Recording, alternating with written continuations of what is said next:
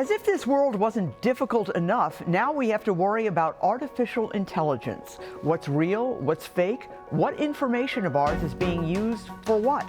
But hold on, some say AI could also be a lifesaver. Now, this is Talking Points on CBS News Minnesota.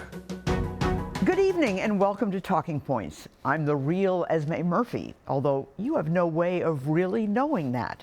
AI can take my voice and mannerisms and make a fake me.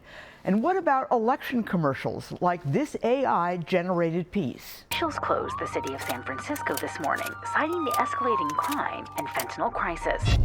Who's in charge here? It feels like the train is coming off the tracks.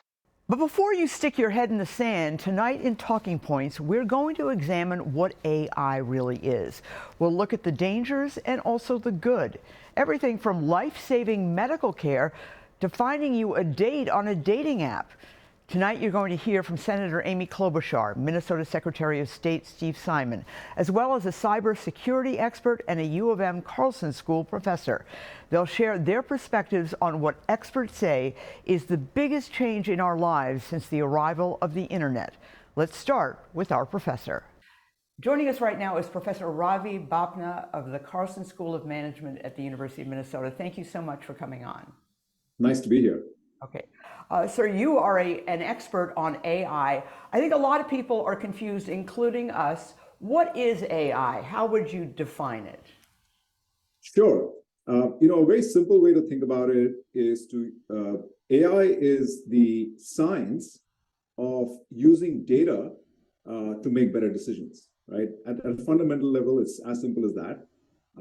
The idea behind AI is to use huge trails of data that we have out there. For example, the entire written word, the corpus of all the text that's out there, and use that today to build a model like ChatGPT, which is a large language model that essentially can do very, very cool things, which we can talk about. But even before that, there's a lot of interesting applications of AI to make predictions about the future. Well, I guess a lot of people are really worried and scared even of what they're hearing about AI. One of the biggest things that people are hearing is the ability to duplicate, for instance, the President of the United States or have him say things he didn't say. That's scary stuff. Yes. So obviously, with any technology, there are two sides, right? So and a powerful general purpose technology like AI can have negative uses as well, and it's our job as a society to regulate that and to control for that. And the specific issue that you mentioned of things like deepfakes and others, these problems essentially are the solution to this is also going to be AI. Actually, we're going to have models that are going to be able to detect this and correct for that. And I think at a fundamental level, people need to understand that this is a technology that's going to impact literally every industry, every function, and in fact, even aspects of our day-to-day life, like who we date, our healthcare, our education. I'm sorry, what did you say? Who we date? Yeah, exactly. So for example, go out with on a date. How could AI possibly influence that? Yeah, so I do a lot of work actually in online dating, and the fundamental algorithms that recommend, for example, who you should meet. Let's say if you're on a platform like Tinder or OkCupid, those are being powered by AI, right? And people don't understand that, but underlying that, these algorithms are trying to match people in a way that increases the chances of two people, let's say, who are compatible to go out and meet each other. So yeah, I didn't know that. So dating apps are increasingly using AI to find the right match. Absolutely, yeah. Okay, what other good things you talked about the future and being able to predict the future? What's an example of that? Sure, let me give you an example. So, I have a new book coming out next summer from the MIT Press. It's a book on AI, actually. And one of the questions I got recently from the press, it's an under production, was, what style did I want the book cover to be? And I'm a analytics professor at the University of Minnesota, so I'm really good with numbers. I can build models, I can build algorithms, but I don't have a really good creative side. So I was able to go into DALI, which is a tool that has been built by OpenAI. That's a generative model for images, and basically write a simple prompt saying that please design a book cover for a new book by Ravi Bapna and Anindo Ghosh, my co-author from NYU. And I give the title of the book, which is Thrive: Maximizing Well-Being in the Age of AI. And within about 15 to 20 seconds, I got 4 really, really beautiful designs, right? So that gives me a capability that I didn't have. Like, I don't have an artistic capability, but I got that from AI. And now, of course, I can tweak it. I can give it better prompts. I can make it look maybe slightly different the way I want it. But that's a very good example of how this is going to augment human capability. And I think we're just at the beginning of this revolution in some senses. That is so interesting. Thank you so much for your time and your explanations. Those are really interesting. I guess it's not all bad, is it? No, definitely not. I mean, in fact, I think we're already starting to see, huge impacts. For example, I was on a panel with a couple of leaders from Mayo Clinic. So let's talk about healthcare. Quickly, because we're running out of time. I know that healthcare is important. Is important, right? And so the big application there was, let's say a patient walks in to see a doctor, and this patient has a 5,000-page summary. Modern AI can summarize, that 5,000-page chart in a few seconds, in a few minutes, for the doctor to be better prepared to meet that patient. Wow. Yeah. All right. Well, Professor, thank you so much for your time. I really appreciate it. Absolutely. Anytime. Secretary of State Steve Simon worries about AI's influence on our 2024 elections. At the same time, Senator Amy Klobuchar is working with Republicans to ban deceptive AI-based content in political ads. They're coming up next. Well, joining us right now is Minnesota Secretary of State Steve Simon. Thank you so much for coming on. My pleasure. Thanks for having me.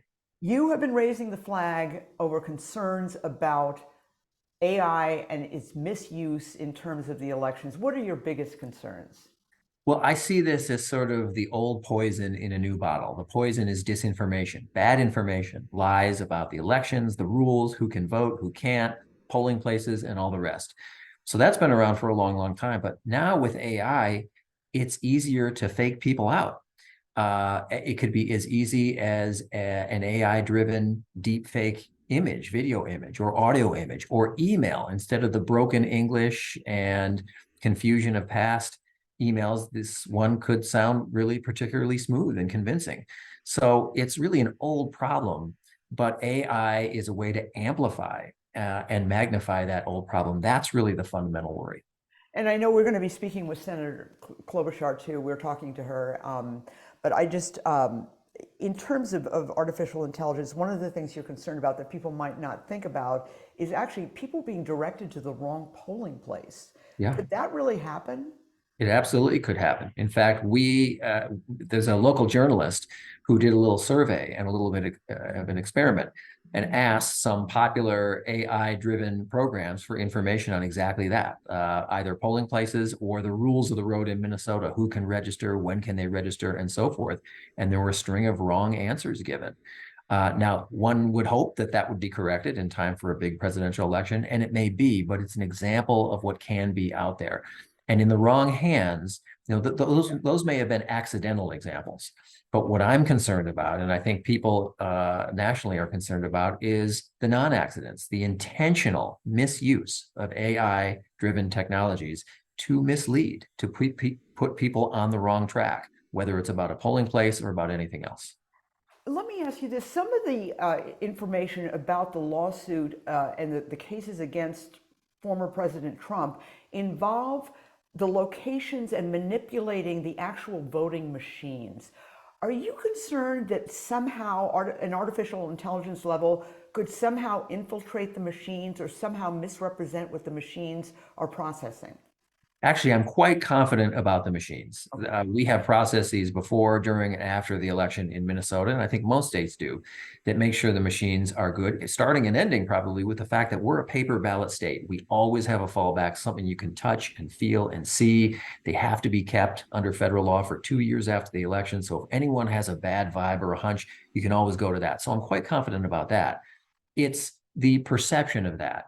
that I think is the problem. People saying, even just saying without evidence, that machines are changing votes from candidate A to candidate B.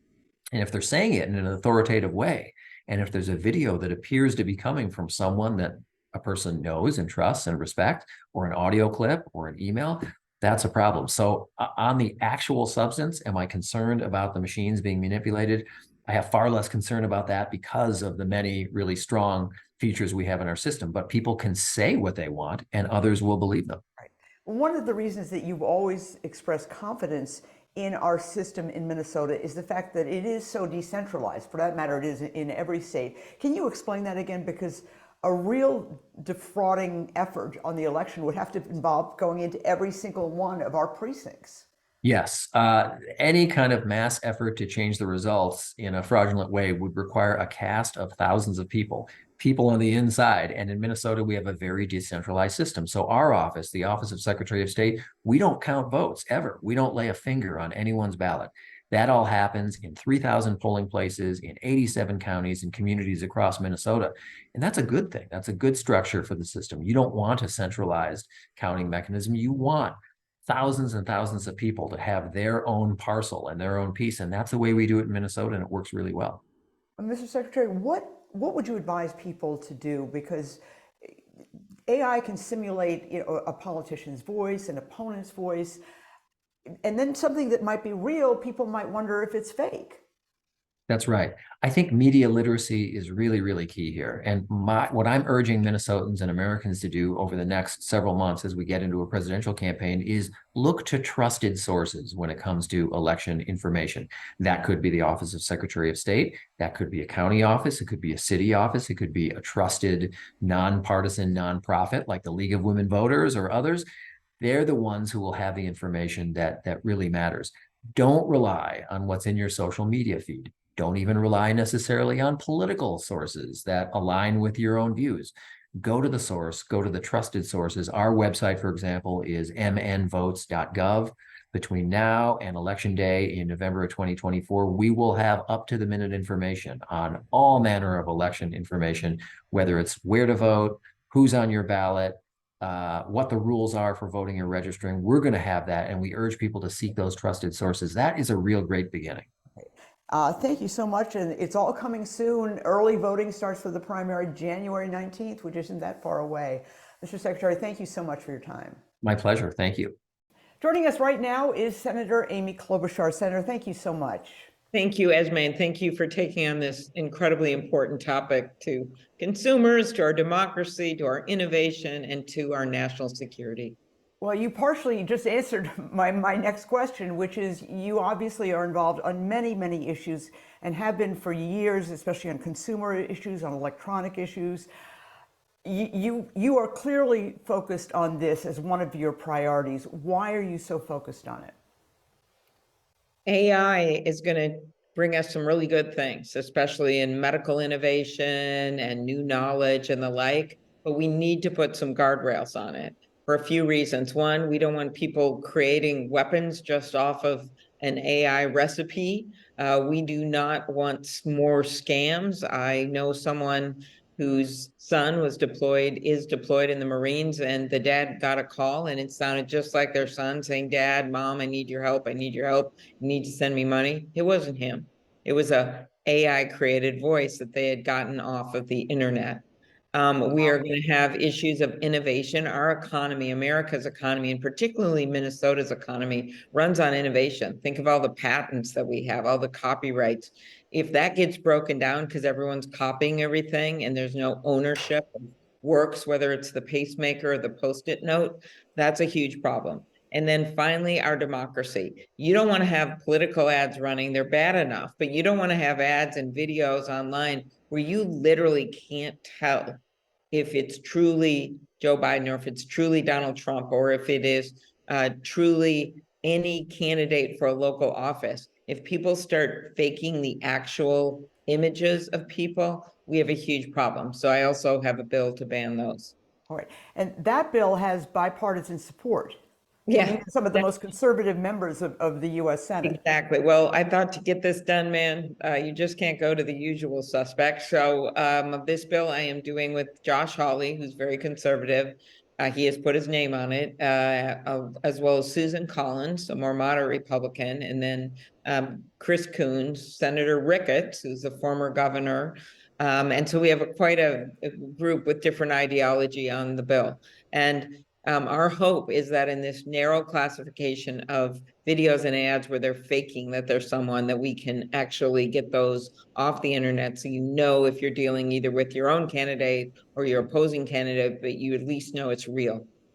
Realistically, there's obviously a big election coming up in less than a year. The primary in Minnesota is not that far away, early voting January 19th. Is your bill going to be ready by then? Because what are people going to be doing? Because they're going to be confronted with this. We are really, there's huge bipartisan effort going on in the Senate. Remember, then we have the House, where there's a little more drama these days. And so all we can do is just keep building support for it. There also will be other kinds of AI ads and the like, where you might simply just want a disclaimer that they used AI, like, just like you say, paid for by.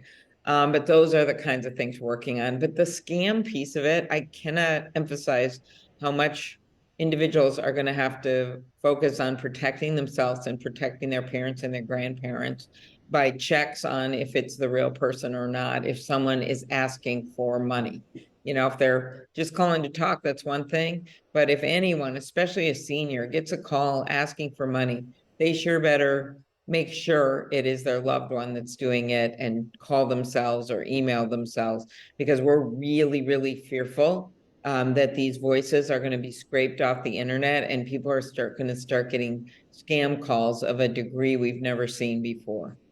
And what would your advice be to voters who have a big job to do in the next year? To just go to a trusted news source. I bet you know a few, Esme.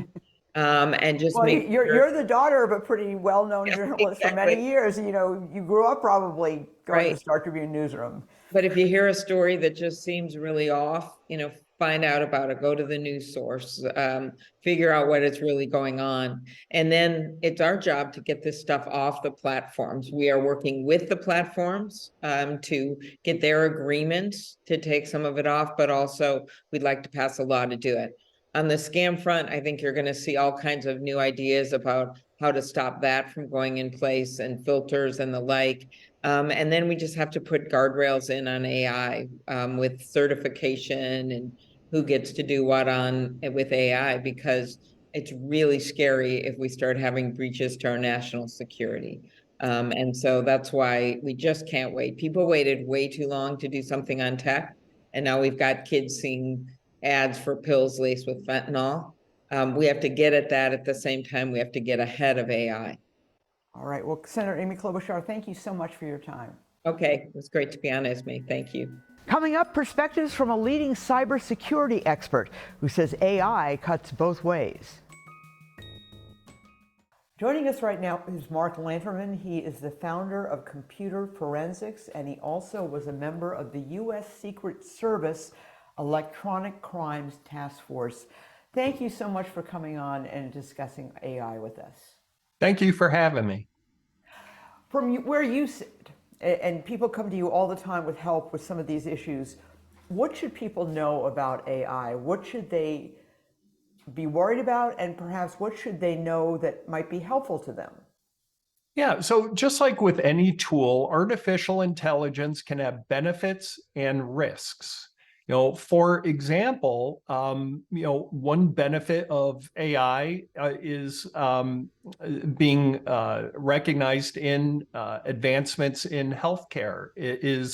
AI is revolutionizing healthcare through personalized medicine, predictive diagnostics. And I've read that it can even assist in complex surgeries, which I think leads to better patient outcomes. It can enhance research and innovation. AI accelerates research in many fields, from drug discovery to astrophysics to analyzing vast amounts of data faster than is humanly possible. But there are also risks to this tool. It can result in job displacement. There are ethical. I mean, because the computer will take your job. Yes, the computer can take your job, and I believe that that this is especially true in sectors that are heavily reliant on repetitive tasks, and this could necessitate significant workforce retraining and shifts in job markets. Wow. What are some of the issues that, I mean, you are an electronics and expert here in terms of electronic surveillance. What are some of the concerns you have in that area? Well, I certainly think that there are ethical and privacy concerns. With respect to the use of AI in surveillance, data collection, and decision making, biases and discrimination, AI systems can actually perpetuate, if not amplify, biases based on their training data, which can lead to discriminatory outcomes in areas like hiring and lending. And then certainly security risks. We've read about how this technology is being used for malicious purposes, such as cyber attacks and deepfake generation. The creation of not only fake voices but fake videos, which I think is going to be a larger topic as the election approaches. How much is AI advancing, and how quickly is it advancing? And is that something you're concerned about? Well, it is advancing, and it is advancing quickly. And when one of the founders of AI testifies in favor of government regulation, maybe we should listen to him. What kinds of regulation do you think is needed? It sounds like right now. I mean, people are concerned about everything from, healthcare, as you mentioned, but also to elections. Yeah, well, I do think that regulation is going to be important. But I think we need to hit pause and do it right the first time instead of approaching AI with a bunch of band-aid solutions that are not well thought out. Is one of the basic problems that if the computer is taught with the wrong information, it will then rely on that information to produce results that could be wrong also and even harmful? Absolutely. It's like the old saying, garbage in, garbage out. We need to be careful in how we are training this technology. Got it. All right. Well, Mark Lanterman, always a pleasure. Thank you so much for your information. Thank you. And that does it for this edition of Talking Points. The show streams every Wednesday and Thursday night at 6:30 and 9:30 p.m. on CBS News Minnesota. As always, reach out to me with comments and suggestions at esme@wcco.com. Thank you so much for watching. I'm the real Esme Murphy, WCCO News.